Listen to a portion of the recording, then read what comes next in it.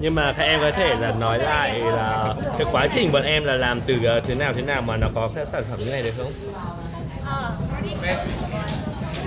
em thưa thầy là bước 1 thì chúng em sẽ chuẩn bị khuôn và những cái vật liệu cần thiết để làm, và sau đó thì chúng em sẽ bắt đầu tiến hành là cho cát vào một khuôn mà mình đã chọn trước. Sau đó thì sẽ tiến hành là vừa cho vừa đầm.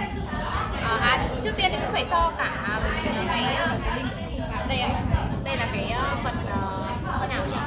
Phần mẫu ạ. Đây là cái phần mẫu và chúng em sẽ tiến hành là vừa cho vừa đầm cát và đầm mạnh tay để sao cho cát có thể chặn, và khi mà nhấc cái khuôn này lên thì cát sẽ không bị rơi ra.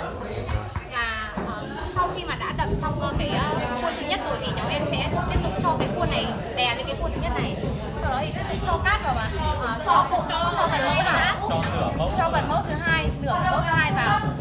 Sau đó thì tiếp tục là tiến hành vừa đầm vừa cho cát vừa đầm vào cho đến khi mà đầy được